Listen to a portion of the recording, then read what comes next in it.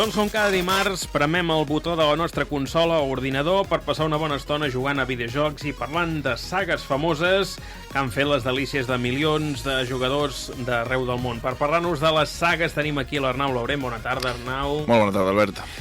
Quina saga repassarem avui? Doncs mira, avui, com vaig fer l'última temporada, els he dit als meus amics, escolta, com ens portem tan bé... Feina.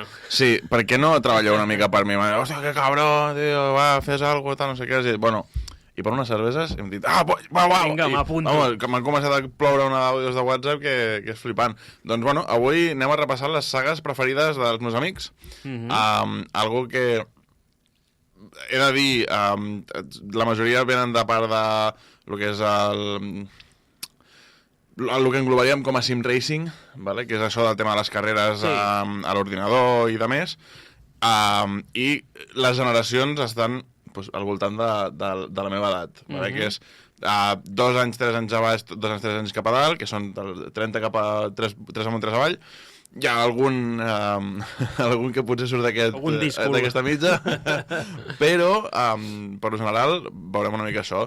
Llavors, si et sembla, doncs comencem pel primer. Doncs vinga, endavant. Doncs per mi jo diria que una de les sagues que més m'ha apropat al món del sim racing i potser a desenvolupar la meva feina a la vida real seria la Need for Speed i més concretament el Need for Speed Most Wanted, no només per la dificultat que comportava desfer-se de la policia, perquè cada cop s'adaptava més al teu nivell, no? I a més hi havia una cosa que quan tu feies un salt i l'agafaves de costat, si just quan queies s'aixecava la meitat del cotxe, li donaves el nitro, feies una mena de flip. I això estava molt divertit, la veritat. Doncs Need for Speed crec que... Bueno, vam parlar fa poquet, aquest, sí, no? Sí, i a tothom que li agraden els cotxes, sobretot el tema del cotxe tuning i això, el japonès i tal, jo crec que és un bàsic. Bàsic, no? sí. És com la carta magna de jocs de cotxe. De jocs de cotxes. Passem al següent, a veure si ens sorprèn. Doncs a mi una saga que m'ha marcat molt la infància i la joventut ha sigut GTA, Grand Theft Auto, i des de la primera edició que hi jugava, amb la vista sanital, que es veia el ninot des de dalt, llavors ja va evolucionar al 3D, al món lliure, sempre ha sigut un món lliure, i bueno, pues el Grand Theft Auto que tenim ara a gran dia, pues, món lliure, missions, i pots comprar, pots anar a la platja, pots comprar cotxes, tunejar-los, pots fer el que vulguis. És com una segona vida. I aquesta és una saga que m'ha marcat molt i crec que és a la que més hores li he ficat des de que va sortir. Doncs, GTA. És també... Més cotxes. Sí, cotxes... Però aquí ja, bueno, ja tenim una miqueta més, sí que el que diu el tema de la vista sanital, que això va sortir en el primer GTA i va tornar... Que era com vist des de dalt, no? Sí, va tornar en un de la Game Boy Advance o de la DS, no sé quin era, que era el Chinatown, o el China Wars o alguna història així, però en general quasi, bueno, a San Andreas, Vice City i de més, són jocs que jo crec que han marcat la història del gaming. I tant. I ara ja, bueno, amb el 5, que ha sigut també una bogeria, amb el 6 que sortirà, i fa poc que he vist que ara el 4 resulta que té mods perquè es vegi inclús millor que el 5. Sí? Quan va... Sí. Ho he vist avui, no sé per on, i he dit, hòstia, dada important. Passem al següent, a veure què tal. Hola, Arnau. T'he de reconèixer que amb la pregunta de quina és la meva saga preferida de videojocs m'has fet donar-li un parell de voltes a aquest pensament, perquè hi ha unes quantes que les porto sempre al cor. Si he de triar alguna, em quedo amb la de Dragon Quest. La veritat que és una saga que han tingut spin-off, els he provat tots els spin-off, han tret llibres d'art, han tret jocs de mòbils i he anat provant tots per el carinyo que li tinc a la saga. I és una saga amb la que jo vaig començar amb el Dragon Quest 9, Centenarios del Firmamento, i em porta els records d'estar a primària i estar jugant amb la Nintendo DS arreu de casa o inclús pel carrer. I tenia una funcionalitat molt divertida que quan et trobaves amb Street Pass de la Nintendo DS et podien donar mapes al tresor i tu els havies de buscar dintre del joc. I hi ha un parell de coses molt curioses d'aquesta saga que poder no coneixes, que són com, per exemple, Akira Toriyama, que és el creador de Dragon Ball, va ser el creador del dibuix artístic d'aquesta saga, i entre els monstres més icònics hi ha l'Slime, el típic bitxo estil gota, normalment de color blau, que pots trobar a 1000 videojocs o a 1000 sèries d'anime, el va crear en aquesta saga de videojocs, i és una cosa molt, molt xula que sempre et portarà el record d'aquesta saga. A part, hi ha una cosa que no sabia, i és que hi havia jocs de Dragon Quest que van sortir fora de Japó, aquí a Estats Units, a Europa, que en aquell moment Dragon Quest no es podia fer servir perquè estava llicenciat o hi havia una altra empresa que tenia aquest nom, i van sortir com a Dragon Warrior, una cosa que la veritat que em vaig entrar fa poc i em va sorprendre bastant. I res, espero que o hagis disfrutat aquesta saga o després d'aquesta recomanació li dones un intent. Una abraçada, maco. Em sembla Molt bé per ell, Dragon per Quest canvi. vam parlar fa poc i just m'ha recordat això, el tema de Dragon Warrior, que si no recordo malament era l'1, 2 i 3 a Estats Units, que concorda la mal a 3, 4 i 5 de Japó, Ja hi som. perquè l'1 i 2 de Japó mai van sortir als Estats Units. Bueno, un lío d'aquests que tenen els japonesos, que al final, la sort que tenim avui en dia, doncs agafes una consola, una Berni, con este així, i dius, aviam aquest sí de traducció, i au. Doncs passem al següent. No, m'ha agradat molt una cosa que ha comentat ell, que és la nostàlgia que li provoca, perquè tenim molta tendència a dir, mira, la música em transporta a l'època no sé què, o les pel·lícules em transporten, i els videojocs també ens transporten. Jo, per exemple, me'n recordo molt de quan era petit i jugava a la Super Nintendo aquelles tardes amb els amics que venien a casa, una mica pan nocilla, i vull dir que també hem de reclamar doncs, que els videojocs també tenen aquesta capacitat de transportar-nos en el temps. De fet, he de dir, clar, tu has dit nostàlgia amb la Nintendo, i ell també, però amb la Nintendo DS, que són clar, jo parlo de la Super Nintendo, imagineu ja. És una diferència. Pleistoceno gamer. Doncs sí. Doncs mira, jo ho tinc claríssim. La meva saga preferida de videojocs és Portal. I per què? Perquè quan el vaig jugar em va patar el cap, saps? I el que fa que m'agradi tant són dues coses. La primera és el sistema aquest de portalades, que et fa sentir un geni quan treus una pantalla difícil. I l'altra és l'humor que té, que és boníssim. Per exemple, hi ha un personatge que es diu GLaDOS, que és una intel·ligència artificial, i et va insultant tot el joc, però amb una veu superamable i educada, i això és un fart de riure. Malgrat que aquesta saga és petita, perquè només hi ha Portal i Portal 2, perquè com és de Valve, tothom sap que Valve no pot comptar fins a 3. Em quedo amb el Portal 2. M'agrada més perquè té més història i també perquè la història va passant per llocs molt diferents. Per exemple, hi ha com unes oficines que, aquí està la dada friki, estan inspirades directament de les oficines de Microsoft dels anys 70. Van agafar aquest disseny d'informàtica antiga per donar-li un aire més inquietant. Hosti, tens uns amics molt cultivats, Sí, de fet he de dir que... Coneixen coses de tots. Que just aquest viu ara mateix a Anglaterra. Està molt acostumat a l'humor aquest anglès, que també just Portal també el té. Bueno, és aquesta una mica la connexió de tot. Sí que és veritat que Portal no hem parlat i és un joc que fa pensar més del que m'agradaria admetre. I és curiós. És com has d'anar passant de sales a través d'uns portals que has d'anar creant amb una pistola, no? Correcte. Llavors aquí, la idea és que aquest joc el pugui jugar amb 2 jugadors, que també és una mica la gràcia aquesta. És una mica com la mecànica de It Takes Two, o ara em ve al cap el Split Fiction, que és de la mateixa desenvolupadora al final. Però sí, és una mica aquesta idea, és el poder jugar amb 2 i dir-li, doncs ara tu et fiques aquí, obres el portal aquí, fas tal, no sé què, i menjar-se el cap al cap i a la fi. Passem al següent. Difícil escollir la meva saga de videojocs preferida, però la veritat és que quan la primera que m'ha vingut al cap és la de Project Gotham Racing, el millor videojoc de la història de conducció a arcade. Un joc que va sortir per a Xbox en la seva primera edició i en va tenir fins a 4 més, i realment va ser espectacular. De fet, a dia d'avui el Forza Horizon veu totalment d'ell i moltes de les coses que incorpora, a excepció del món obert, són gràcies a Project Gotham Racing. Així que, si no hi heu jugat, no hi perdeu l'oportunitat. Va ser el videojoc de cotxes que va fer que tornés a les consoles. Així que imagineu-vos lo bo que és. Project Gotham Racing de Bizarre Creations.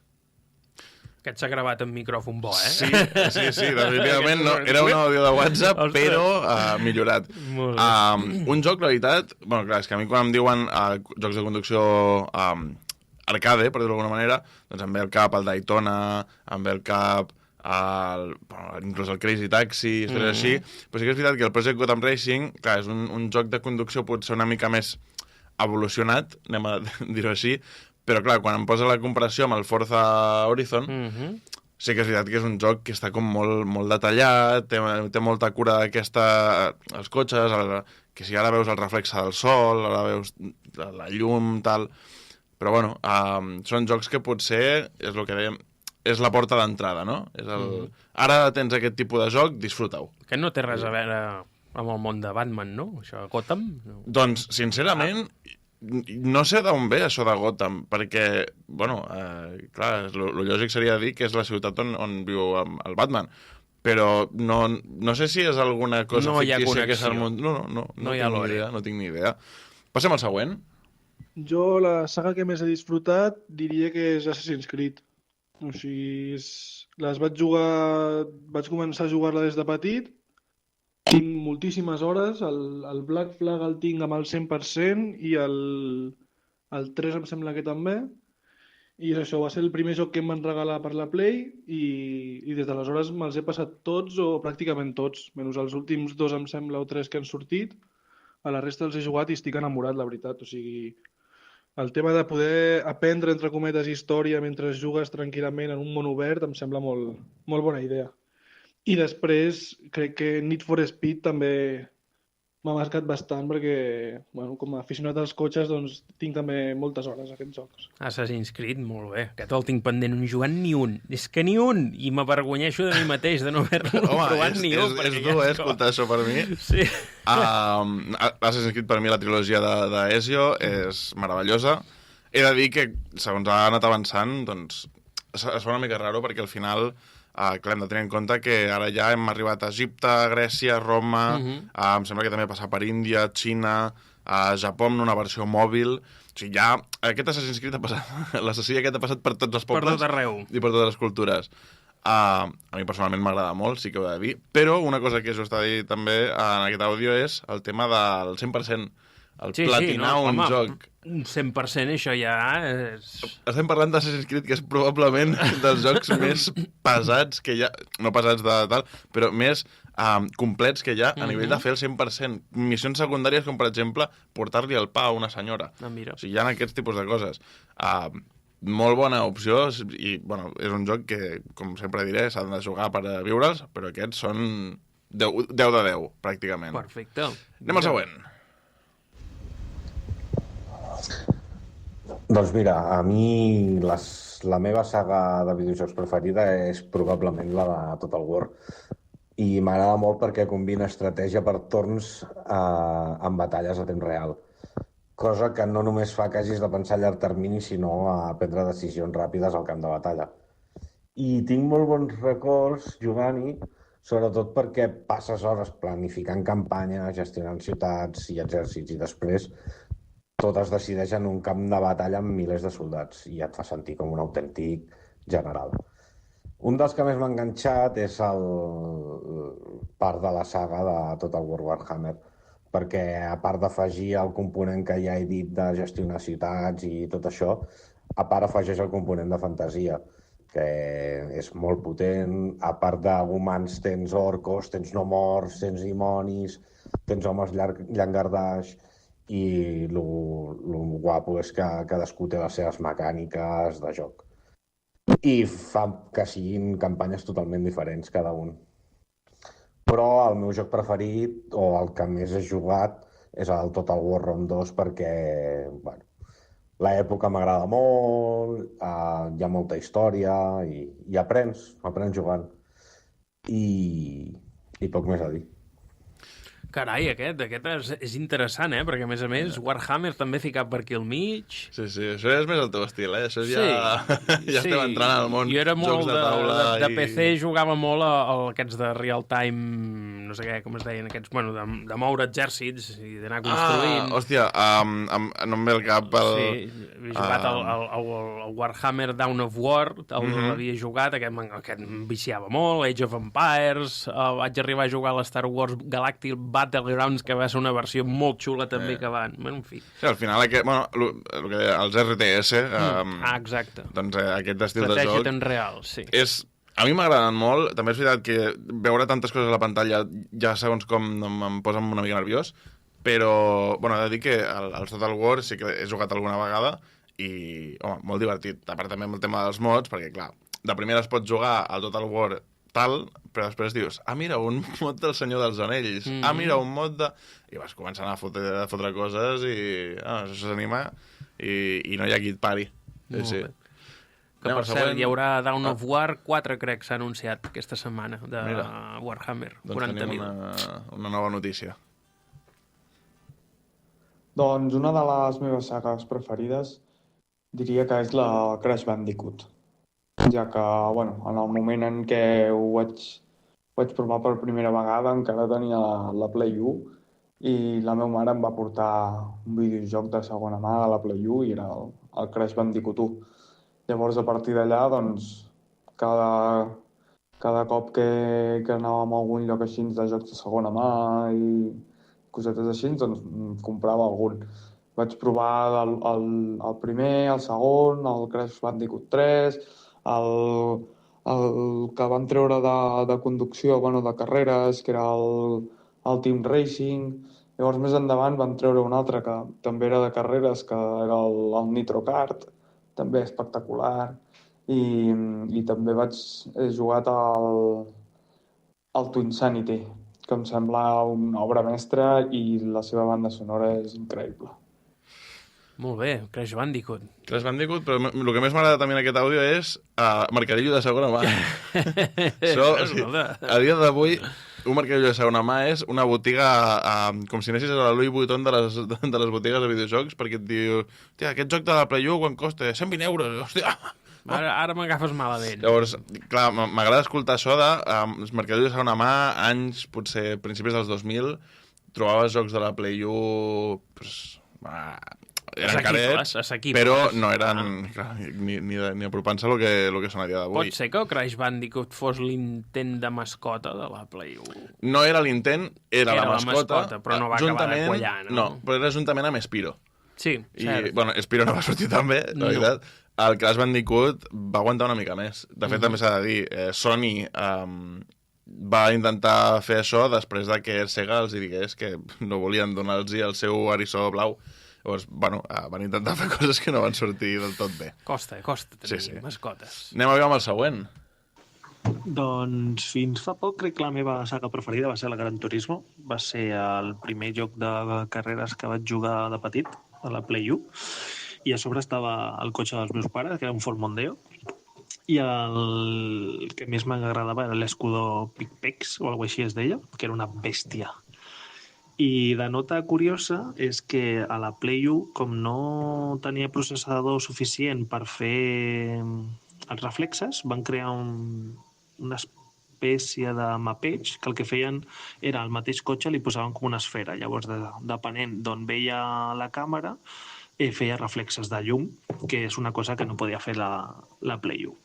No sé, és una saga que em va agradar molt, corria amb els meus pares, amb el meu germà, i he seguit jugant fins al Gran Turismo 7 a la Play 5. Així que per mi ha sigut la introducció al món de les curses. Molt bé. Imaginació al poder, Sí, quan no hi ha mitjans... Això a mi m'encanta, lo de les plataformes antigues, que els enginyers fotien tècniques superrares que a dia d'avui diem, però què es fumava aquesta gent? Però en el moment deies, hòstia, és que es veu increïble, és Full HD. que ara ho veus i dius... Hòstia, Tenen uns truquillos, no? Sí, sí, Bueno, totalment. me'n recordo el Donkey Kong Country també feia servir gràfics pre-renderitzats que en aquell moment ens feien volar el cap, perquè semblava que estiguessis jugant a 3D i no ho era. Bueno, i ja ho vaig comentar, en el Silent Hill també el que feien era la boira, perquè com no renderitzava suficient distància, doncs no existe. Si no mires, no està. És això, doncs és el mateix. Sí. I em sembla que el que ha comentat de l'Escudo Pikes Peak és la configuració del Suzuki Escudo, Suzuki diria que era, que es va utilitzar per una prova que es fa als Estats Units, que és el Pikes Peak, que és un tram de rally de 20 quilòmetres, que la veritat aquell cotxe és molt maco, però bueno, com probablement tots els altres que n'hi ha. Passem al següent, i no sé si et quedaran molts més. Vale. Ei, molt bones. Em dic Edu, visc a Astúries, a Vilés, i la meva saga preferida actualment de jocs, saga com a tal, no en tindria. L'únic que sí que fa uns mesos que estic bastant enganxat als simuladors de rally. En concret el Richard Barnes, Etern i Honor en aquest videojoc, i a l'Assetto Corsa Rally, que ha sortit fa poc. La veritat que estic molt enganxat i m'encanten. I així jocs que em recordin a tiempos pasados, que sempre diuen que van ser millors, una saga vintage, que es diria. Gran Turismo segurament va ser la primera que vaig començar. Doncs res, aquí la meva aportació. Molt bé, més cotxes. Gran Turismo, Crec que no fa falta afegir res més. No. Richard Van Rally, 2004, Gran Turismo, 2001, 2002. Bueno, seguim amb el mateix. Ja he avisat al principi del programa, Sim Racing, motor... Déu-n'hi-do, que ara hem anat trobant varietat per això. Anem al següent. La meva saga de videojocs favorita és Heroes of Might and Magic. I, sobretot, Heroes of Might and Magic 3. És un d'aquestos jocs que t'enganxen i que et marquen una època.